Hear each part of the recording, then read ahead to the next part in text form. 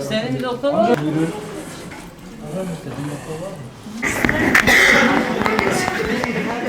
Bravo, şey kaldı bakalım.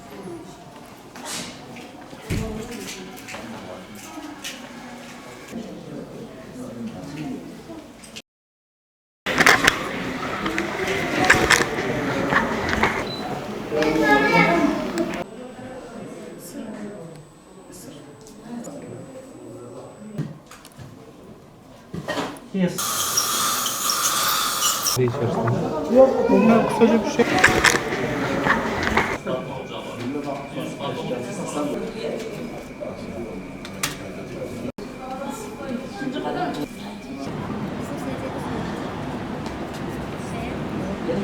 Yeni geldi.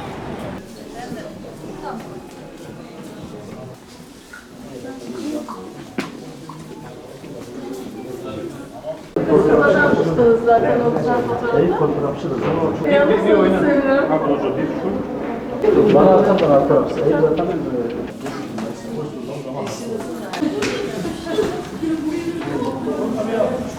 Ben o fotoğrafı kullanıyorum. Nasıl fotoğrafı? Toca şey çıkıyor.